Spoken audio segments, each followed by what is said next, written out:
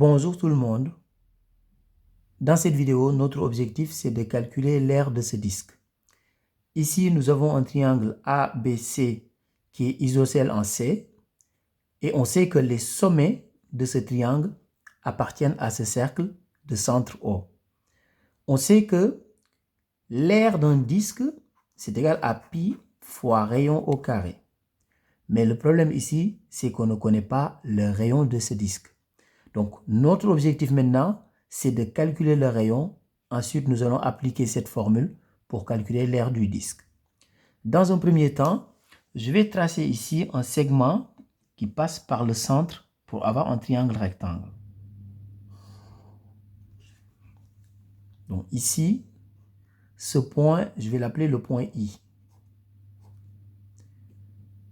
CI passe par le centre. Ça veut dire que si je prolonge le segment CI, je vais obtenir une médiatrice du segment AB.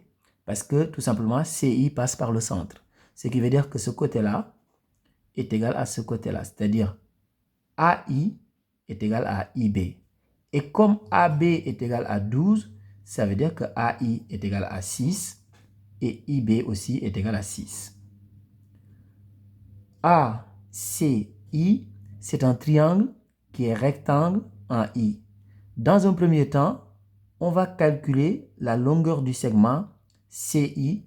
Ensuite, nous allons encore utiliser le théorème de Pythagore pour pouvoir calculer le rayon. Dans un premier temps, on va travailler sur le triangle AIC parce que c'est un triangle qui est rectangle en I. Donc, AIC est rectangle en I d'après le théorème de Pythagore. Donc, d'après le théorème de Pythagore,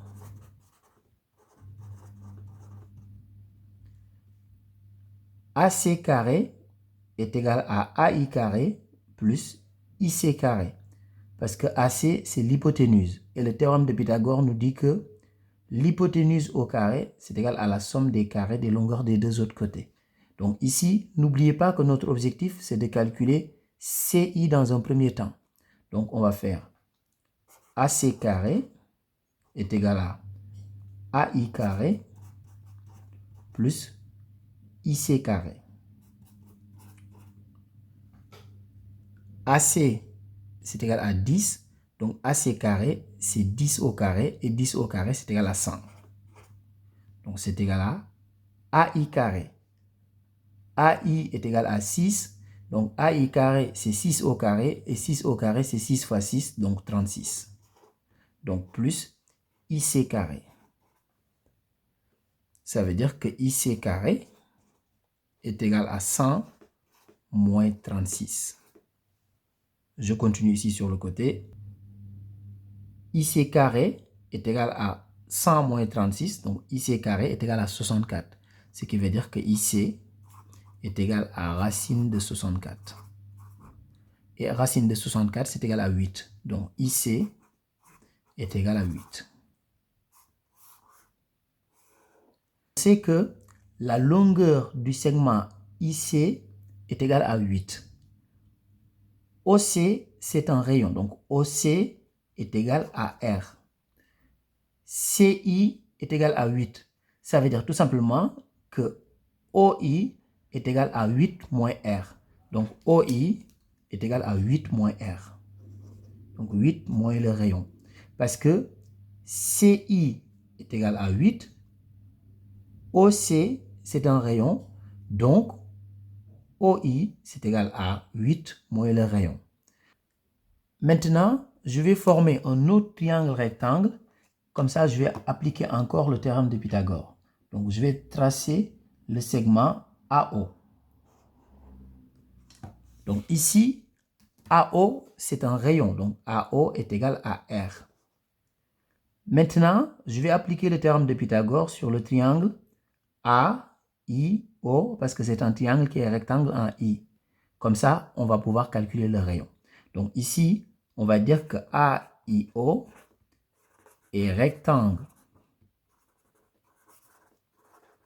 en I d'après le théorème de Pythagore, donc d'après le théorème de Pythagore.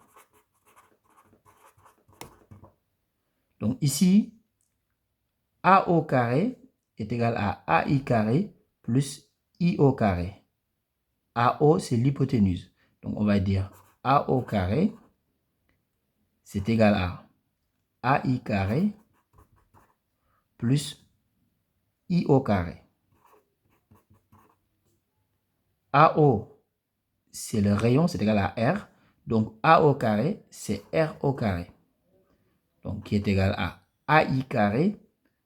AI est égal à 6. Donc AI carré, c'est 6 au carré, c'est-à-dire 36. Donc plus I au carré. IO est égal à 8 moins R. Donc I au carré, c'est 8 moins R au carré. Donc ici, on a 36 plus. Là, nous avons une identité remarquable.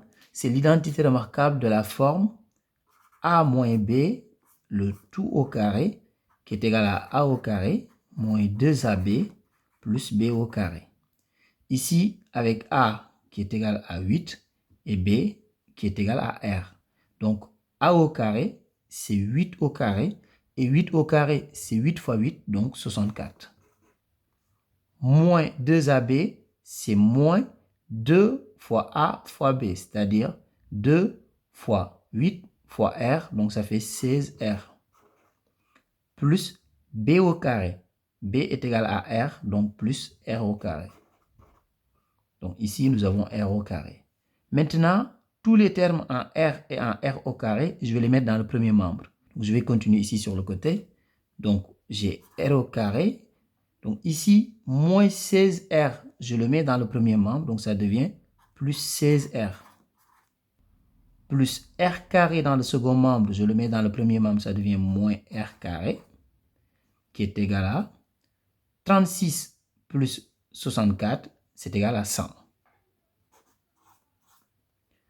Maintenant, ici, on peut barrer ces deux termes parce que R carré moins R carré, c'est égal à 0.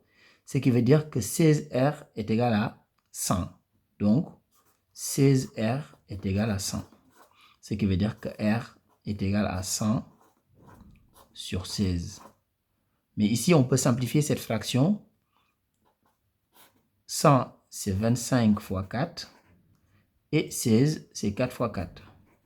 Donc, on peut simplifier par 4. Donc, on a R qui est égal à 25 quarts. Comme on a trouvé le rayon, maintenant, nous allons appliquer cette formule pour calculer l'aire du disque. L'aire du disque, c'est pi fois rayon au carré, c'est-à-dire pi fois rayon au carré. Le rayon, c'est 25 quarts, donc 25 sur 4, donc le tout au carré. Donc, voici la valeur exacte. Maintenant, si on veut une valeur approchée, on remplace pi par 3,14. On fait les calculs et on trouve environ 122,65. Donc ici, nous avons une valeur approchée. Au revoir.